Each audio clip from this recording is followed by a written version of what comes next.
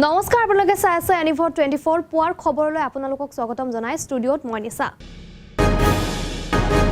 লৈ আহিছোঁ আজিৰ সবিশেষ খবৰ আজি আন্তঃৰাষ্ট্ৰীয় যোগ দিৱস আজি দেশৰ লগতে অসমৰ ভিন্ন প্ৰান্তত যোগ দিৱস পালন সোণাৰী ৰাজহুৱা খেলপথাৰত যোগ দিৱস উদযাপন উপস্থিত মন্ত্ৰী যোগেন মোহন বিধায়ক ধৰ্মেশ্বৰ কোঁৱৰ জিলাৰ আয়ুক্ত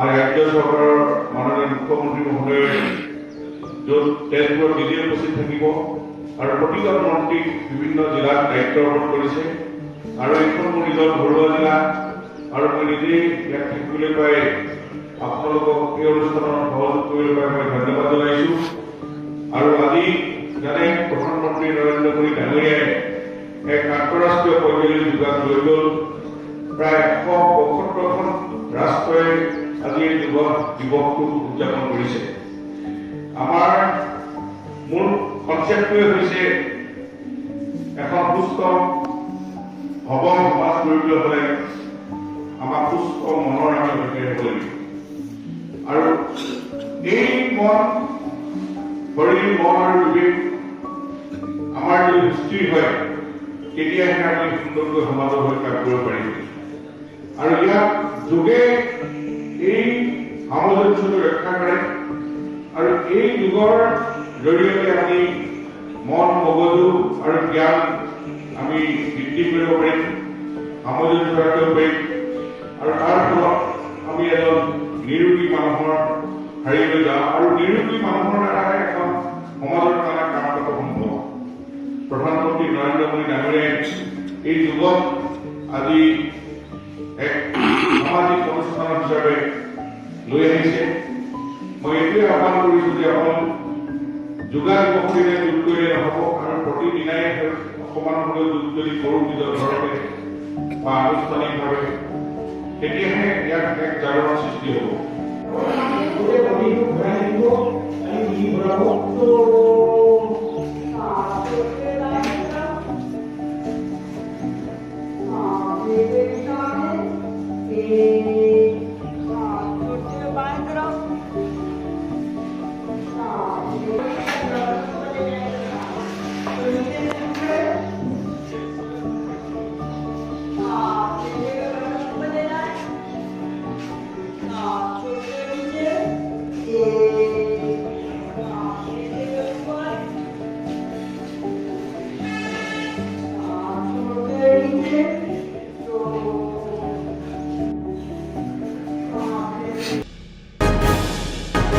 পশ্চিম দৰঙত অপৰিৱৰ্তিত বান পৰিস্থিতি ডিমিলি আৰু কালাপানী নদীৰ বাঢ়নী পানীত জলমগ্ন কেইবাখনো গাঁও চিপাজাৰৰ পৰা আসলামুদ্দিন আহমেদৰ এক প্ৰতিবেদন আগবঢ়াইছোঁ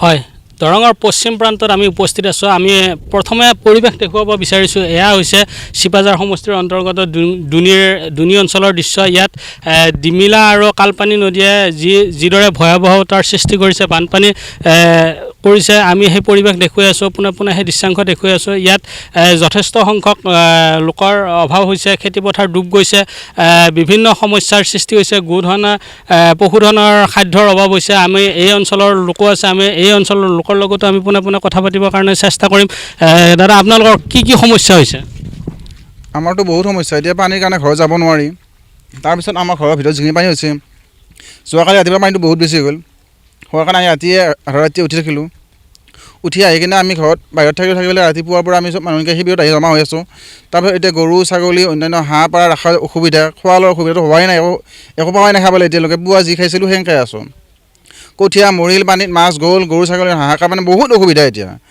DC বাইদেউ আহিছিলে SSC বাইদেউ আহিছিলে তাৰপিছত আৰু গামবুঢ়া আহিছে মণ্ডল আহিছে আৰু কোনো খবৰ লোৱা মানুহ এতিয়ালৈকে নাই কিমানখনমান গাঁও আপোনালোকৰ বানত প্লাবিত হৈছে আপোনাৰ আমাৰ 30ৰ পৰা 35 হ'ব সেইফালে হাৰেঙৰ পৰা একদম হেৰিলৈকে হ'ব এই বগাচলালৈকে হ'ব এই গোটেইখিনি অঞ্চল বহুত বানত পানী পৰি আছে কমাৰ পানীটো বেছি হৈছে কমি যোৱাৰ লক্ষণ হোৱাই নাই এতিয়ালৈকে হয় নিশ্চিতভাৱে ক'বলৈ গ'লে প্ৰায় 30-35খন গাঁও এই বানত ডুব গৈছে আৰু অঞ্চলটোৰ লোক আছে আমি জানিব বিচাৰিম আপোনালোকৰ সমস্যাবিলাক কওকচোন দাদা আমাৰ সমস্যাটো এতিয়া মানে এনেকুৱা সমস্যা বানপানীৰ সমস্যাটো এক নম্বৰ বানপানীৰ সমস্যাটো হৈছে আমাৰ ডিম্পিলা কালপানী তাৰপিছত ডিমিলা কাল পানী বাৰণি পানীয়ে আমাৰ ঘৰ দুৱাৰ পৰা বাট পথ গোটেইখিনি মানে সমস্যাত পেলাইছে। তাতে গৰু ছাগলী হাঁহ পাৰৰ পৰা আদি কৰি কিন্তু আমাৰ কোনো চৰকাৰৰ পৰা বৰ্তমানলৈকে কোনো সুবিধাজনক আমাক একো দিয়া নাই। কিন্তু শিবিৰ পাতিছে বুলি গম পাইছোঁ, কিন্তু অথচ শিবিৰলৈ যোৱাৰ আগত তাৰমানে আমাক কৈছে যে সকলোখিনি শিবিৰলৈকে ওলাবা, কিন্তু ওলাৰ আগতে আমাৰ কিছুমান ঘৰৰ সমস্যা থাকে, যেনে গৰুকেইটাক ঠিক কৰি থৈ যাব লাগিব, গৰু নিব নোৱাৰি পানীৰ মাজত। গতিকে সেইকাৰণে আমি এতিয়া তাৰমানে কিছু দেৰিলৈকে বা কিছু সময়ৰ পিছতে আমি গোটেইখিনি মানুহে আমি শিবিৰলৈকে যাবলৈকে আস্থান কৰিব লাগিব, আৰু সেয়া তাৰমানে সন্ধিয়াৰ আগে আগে যাব লাগিব। গতিকে সেয়ে আমি চৰকাৰৰ পৰা আমি বিশেষভাৱে অনুৰোধ জনাইছোঁ যে আমাৰ এই সুবিধাজনকখিনি কৰি দিয়ে, তাৰ বাবে আমি বিশেষভাৱে অনুৰোধ জনাইছোঁ। কাৰণ আমাৰ বৰ্তমান পানীৰ হাল নচৰা অৱস্থা, যিহেতু আমাৰ পৰিস্থিতিয়ে বাধ্যতা কৰাইছে। গতিকে সেইকাৰণে আমি চৰকাৰক বিশেষভাৱে অনুৰোধ জনাইছোঁ তেওঁলোকে আমাৰ যাতে অসুবিধাটো দূৰ কৰে, এয়ে মই ক'বলগীয়া কথা।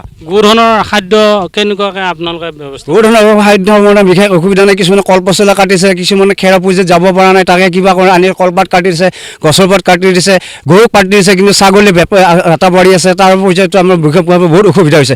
মানুহৰতো বাদেই, কিন্তু জীৱ জন্তুটোহে আমি বেছিকৈ চাবলগীয়া হৈছে। কিন্তু চাওঁ কেনেকৈ, কোনো একফালে ওলাব নোৱাৰি, কেওফালে পানী কেওফালে পানী, ইফালে যাব নোৱাৰি সিফালে যাব নোৱাৰি, শৌচ পেচাব খোৱা লোৱাৰ পৰা আদি কৰি এনেকুৱা সমস্যা আছে জানো আমাৰ দমকল বুৰি গৈছে, পানীৰ সমস্যা। গতিকে আমি এই সমস্যাৰ মাজত কেনেকৈ ভুগিম, সেয়ে আমি চৰকাৰক আমি বিশেষভাৱে অনুৰোধ জনাইছোঁ, তেওঁ যেন মানে অসুবিধাটো দূৰ কৰে, তাৰ বাবে মই বিশেষভাৱে অনুৰোধ জনাইছোঁ। এইখিনিয়ে মই ক'বলগীয়া। হয়, নিশ্চিতভাৱে ক'বলৈ গ'লে এওঁলোকে পানীৰ অভাৱত ভুগিছে আৰু খাদ্যৰ অভাৱত বিশেষকৈ ভুগিছে, আৰু এতিয়ালৈকে এওঁলোকে চৰকাৰীভাৱে কোনো ধৰণৰ সাহায্য পোৱা নাই বুলি আমাক অৱগত কৰিছে।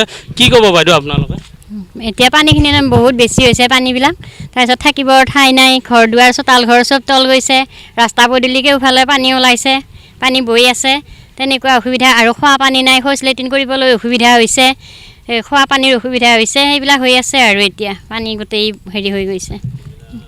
নিশ্চিতভাৱে ক'বলৈ গ'লে এনেদৰে আমি পৰিৱেশ দেখুৱাইছোঁ, এইসকল লোকে বিভিন্ন সমস্যাত তেওঁলোকে ভুগিছে, আৰু তেওঁলোকে খাদ্যৰ অভাৱত বিশেষকৈ ভোগা বুলি আমাৰ ওচৰত অৱগত কৰিছে, আৰু আমি পোনপটীয়াভাৱে সেই দৃশ্যাংশ দেখুৱাই আছোঁ। এয়া হৈছে চিপাঝাৰ সমষ্টিৰ অন্তৰ্গত দুনিৰ দৃশ্য।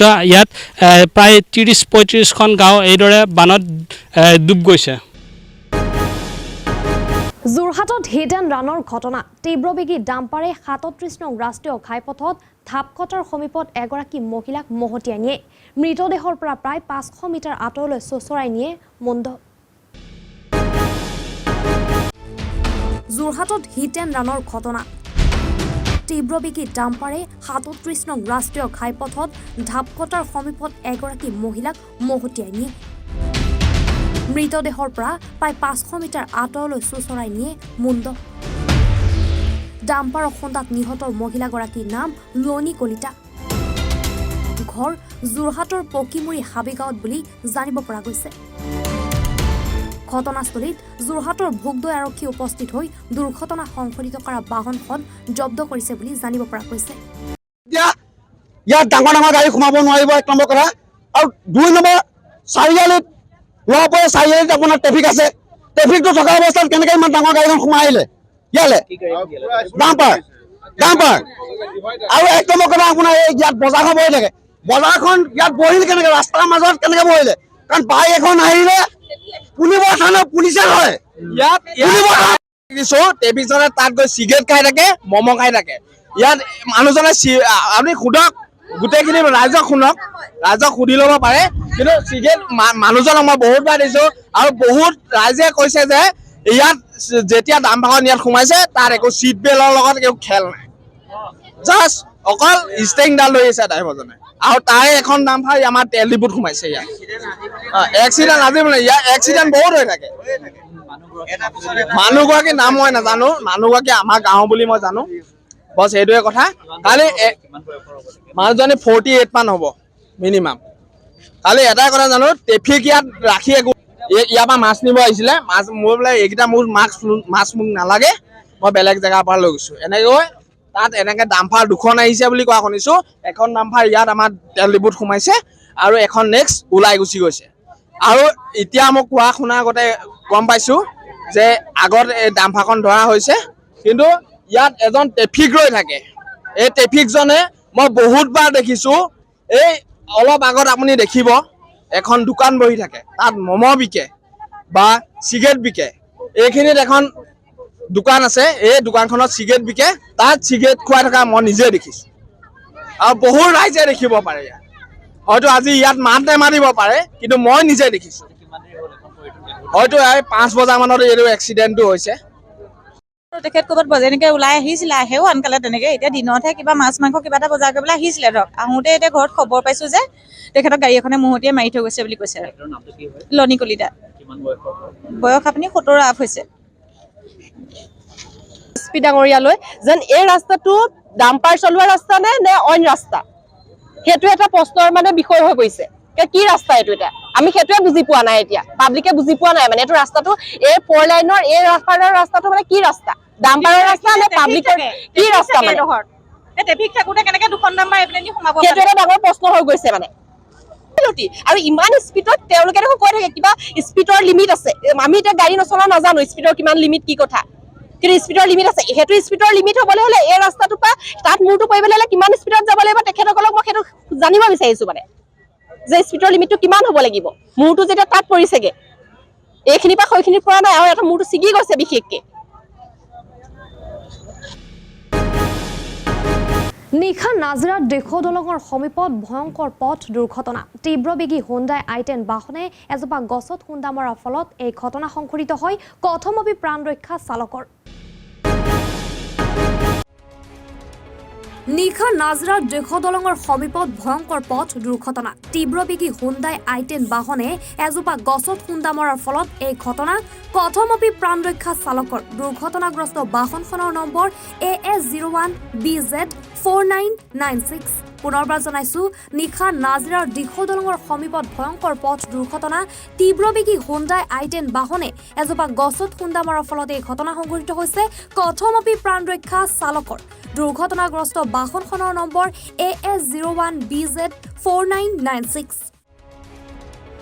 নিশা নাজিৰাৰ দেশো দলঙৰ সমীপত ভয়ংকৰ পথ দুৰ্ঘটনা। তীব্ৰবেগী হুণ্ডাই i10 বাহনে এজোপা গছত খুন্দা মৰাৰ ফলত এই ঘটনা। কথমপি প্ৰাণ ৰক্ষা চালকৰ। দুৰ্ঘটনাগ্ৰস্ত বাহনখনৰ নম্বৰ AS01BZ4996।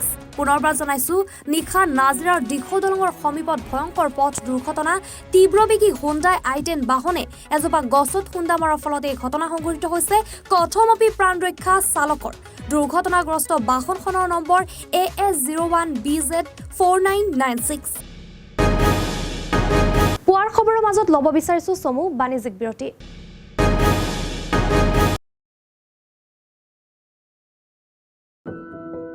এনিভাৰত 24ৰ প্ৰথম প্ৰয়াস জুবিন গাৰ্গৰ গীতৰ প্ৰতিযোগিতা। জুবিনৰ গানে কি আনে।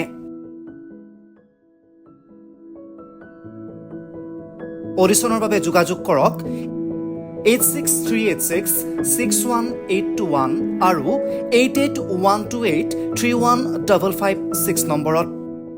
এনিভাৰত 24 উদ্যোগত এটা নতুন সংগীতৰ প্ৰতিযোগিতা আয়োজন কৰা হৈছে, য'ত মোৰ গানৰ প্ৰতিযোগিতা হ'ব। আপোনালোকে তাত প্ৰতিযোগী হিচাপে আহিবলৈ পাৰিব আৰু মোৰ ফালৰ পৰা আন্তৰিক শুভকামনা জনাইছোঁ। আৰু অনুষ্ঠানটোৰ নাম হৈছে গানে কি আনে। সকলোকে মৰম জনাইছোঁ, সকলোৱে আহক, ইয়াত অংশগ্ৰহণ কৰক। Thank you very much, love U.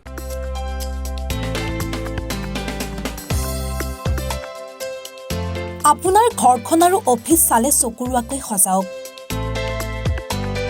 আজি আহক সকলো ধৰণৰ অত্যাধুনিক ফাৰ্ণিচাৰৰ বাবে চিটি ফাৰ্ণিচাৰ 6 মাইল গুৱাহাটী।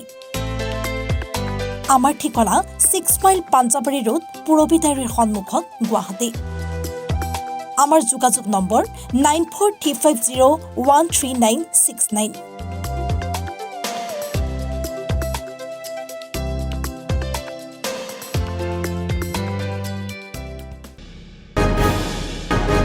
বিৰতিৰ পিছত পুনৰ আহিছো খবৰৰ মাজলৈ।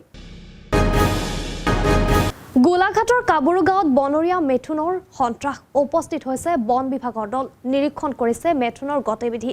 মেথুনটো নিয়ন্ত্ৰণ কৰিবলৈ খবৰ দিছে কাজিৰঙাৰ বন্যপ্ৰাণী পুনৰ সংস্থাপন কেন্দ্ৰক। জনাঞ্চলত প্ৰৱেশ কৰাক লৈ স্থানীয় ৰাইজৰ মাজত তীব্ৰ আতংক। গোলাঘাটৰ কাবুৰু গাঁৱত বনৰীয়া মেথুনৰ সন্ত্ৰাস। উপস্থিত হৈছে বন বিভাগৰ দল। নিৰীক্ষণ কৰিছে মেথুনৰ গতিবিধি। মেথুনটো নিয়ন্ত্ৰণ কৰিবলৈ খবৰ দিছে কাজিৰঙাৰ বন্যপ্ৰাণী পুনৰ সংস্থাপন কেন্দ্ৰক জনাঞ্চলত প্ৰৱেশ কৰাক লৈ স্থানীয় ৰাইজৰ মাজত তীব্ৰ আতংক পুনৰবাৰ জনাইছো গোলাঘাটৰ কাবুৰ গাঁৱত বনৰীয়া মেথুনৰ সন্ত্ৰাস উপস্থিত হৈছে বৰ বিভাগৰ দল নিৰীক্ষণ কৰিছে মেথুনৰ গতিবিধি মেথুনটো নিয়ন্ত্ৰণ কৰিবলৈ খবৰ দিছে কাজিৰঙাৰ বন্যপ্ৰাণী পুনৰ সংস্থাপন কেন্দ্ৰক জনাঞ্চলত প্ৰৱেশ কৰাক লৈ স্থানীয় ৰাইজৰ মাজত তীব্ৰ আতংক গোলাঘাটৰ কাবুৰ গাঁৱত বনৰীয়া মেথুনৰ সন্ত্ৰাস উপস্থিত হৈছে বন বিভাগৰ দল নিৰীক্ষণ কৰিছে মেথুনৰ গতিবিধি মেথুনটো নিয়ন্ত্ৰণ কৰিবলৈ খবৰ দিছে কাজিৰঙাৰ বন্যপ্ৰাণী পুনৰ সংস্থাপন কেন্দ্ৰক জনাঞ্চলত প্ৰৱেশ কৰাক লৈ স্থানীয় ৰাইজৰ মাজত তীব্ৰ আতংক পুনৰবাৰ জনাইছো গোলাঘাটৰ কাবুৰ গাঁৱত বনৰীয়া মেথুনৰ সন্ত্ৰাস উপস্থিত হৈছে বৰ বিভাগৰ দল নিৰীক্ষণ কৰিছে মেথুনৰ গতিবিধি মেথুনটো নিয়ন্ত্ৰণ কৰিবলৈ খবৰ দিছে কাজিৰঙাৰ বন্যপ্ৰাণী পুনৰ সংস্থাপন কেন্দ্ৰক জনাঞ্চলত প্ৰৱেশ কৰাক লৈ স্থানীয় ৰাইজৰ মাজত তীব্ৰ আতংক গোলাঘাটৰ কাবুৰ গাঁৱত বনৰীয়া মেথুনৰ সন্ত্ৰাস উপস্থিত হৈছে বন বিভাগৰ দল নিৰীক্ষণ কৰিছে মেথুনৰ গতিবিধি মেথুনটো নিয়ন্ত্ৰণ কৰিবলৈ খবৰ দিছে কাজিৰঙাৰ বন্যপ্ৰাণী পুনৰ সংস্থাপন কেন্দ্ৰক জনাঞ্চলত প্ৰৱেশ কৰাক লৈ স্থানীয় ৰাইজৰ মাজত তীব্ৰ আতংক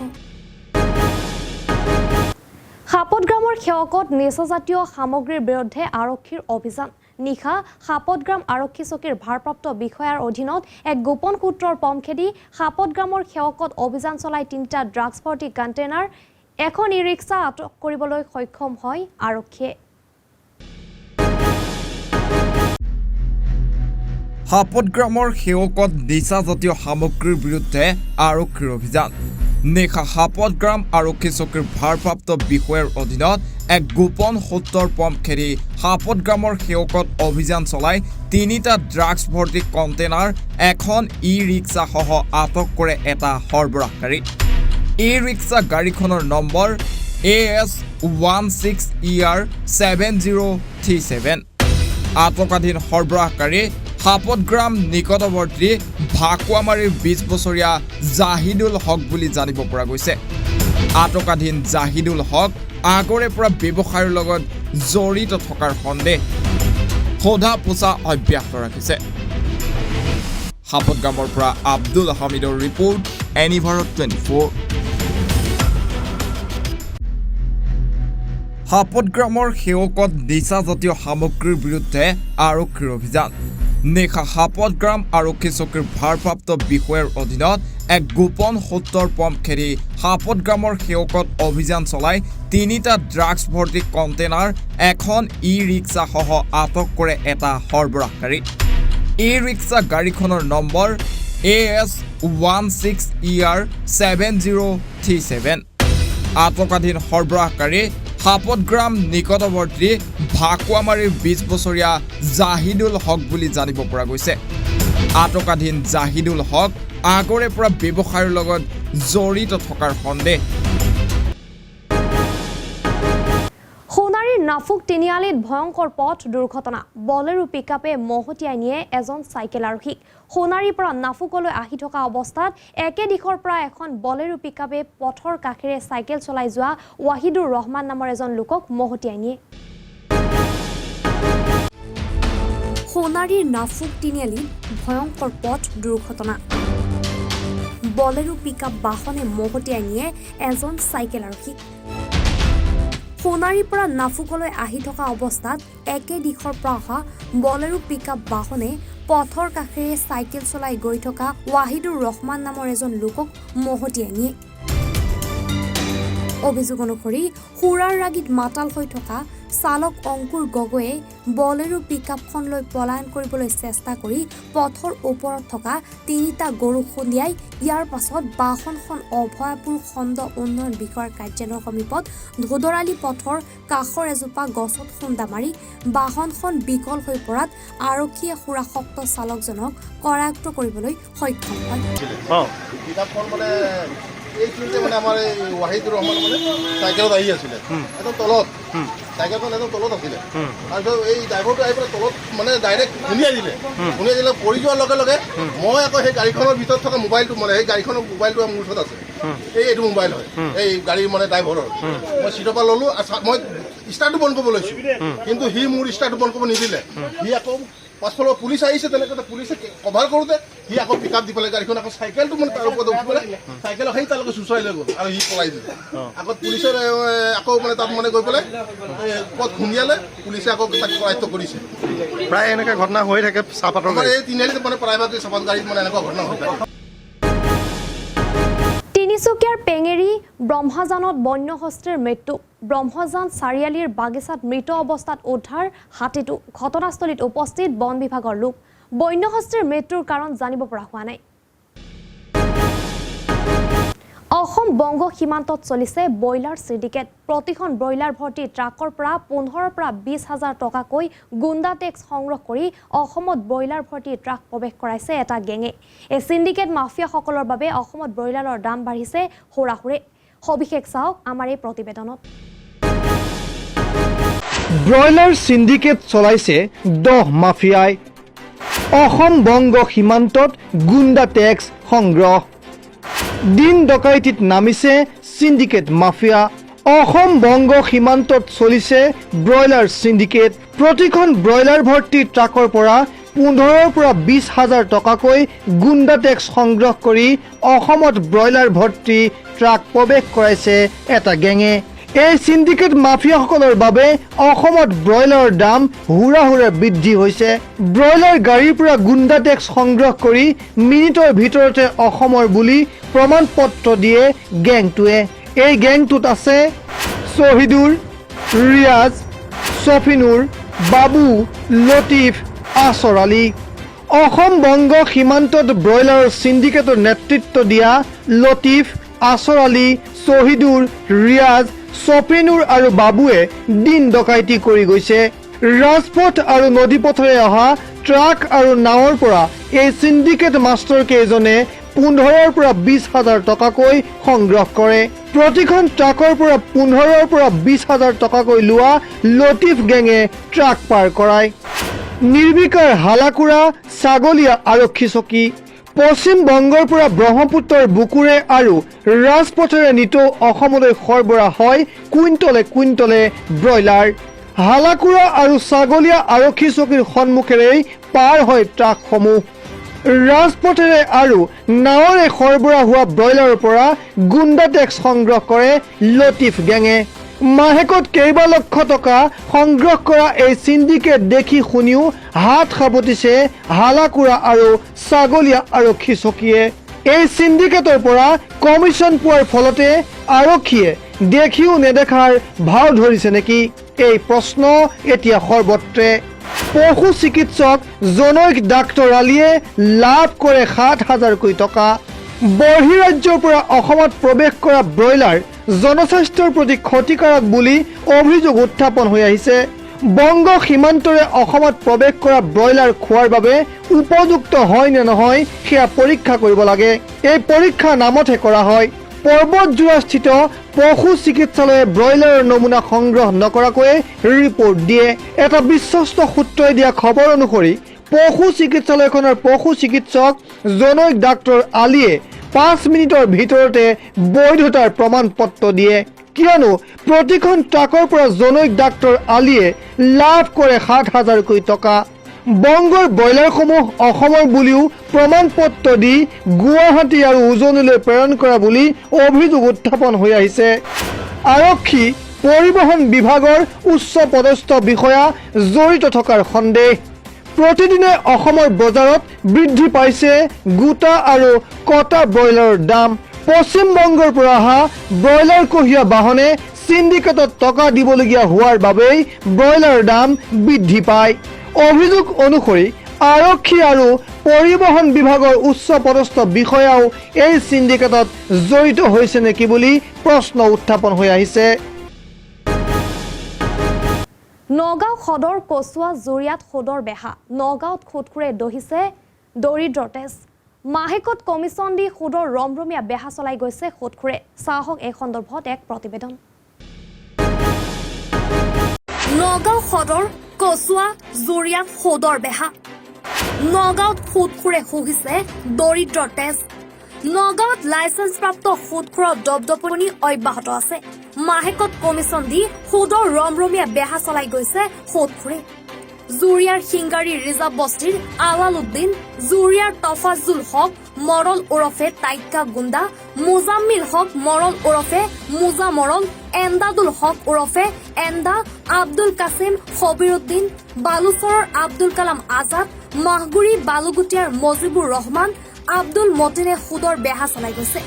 নগাঁও সদৰত মফিজুল ইছলাম, ইমতিয়াজ হুছেইন, ফজৰ আলী দেৱান, মুকলেছ আলী দেৱান, শামছুদ্দিন ওৰফে শামছু, আব্দুল ছালাম আৰু ইছৰাফুল আলীয়ে সুদৰ মুকলি বেহা চলাই গৈছে।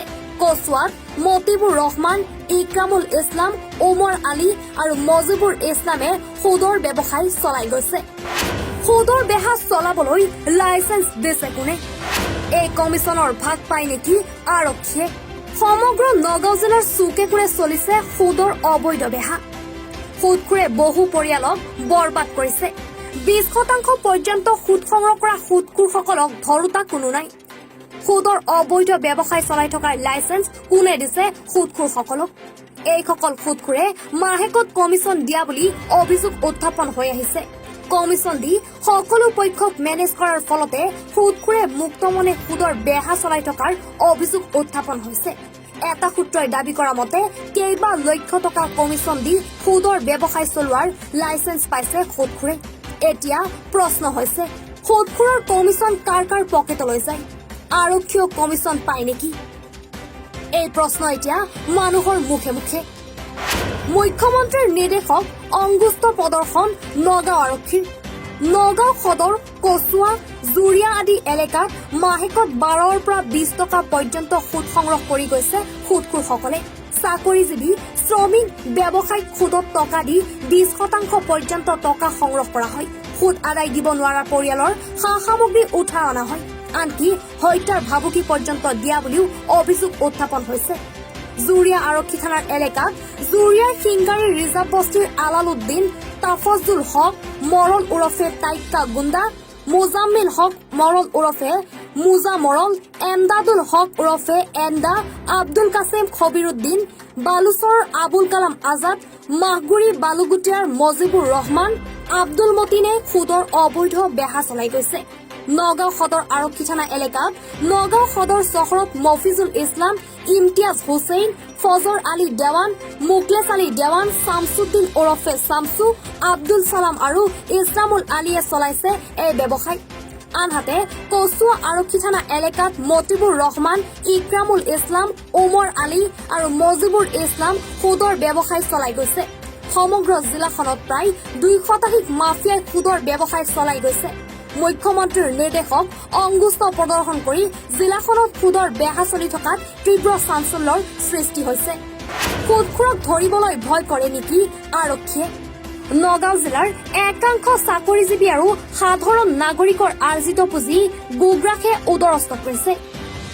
অবৈধ বেহাৰ জৰিয়তে সাম্ৰাজ্য গঢ়া সুদখোৰসকলে মেনেজ কৰি ৰাখিছে সকলো পক্ষক। নাগৰিকৰ তেজ কুহি হোৱা সুদখোৰসকলক আৰক্ষীয়ে গ্ৰেপ্তাৰ কৰি জেলত ভৰাব পৰা নাই। আৰক্ষীৰ সেউজ সংকেতত সুদৰ বেহা চলি থাকিব পাৰে বুলিও সন্দেহ কৰা হৈছে। আজি পুৱাৰ খবৰত ইমানেই আছিলে। পৰৱৰ্তী বাবাতৰ বাবে চাই থাকক এনিভাৰ 24। ধন্যবাদ।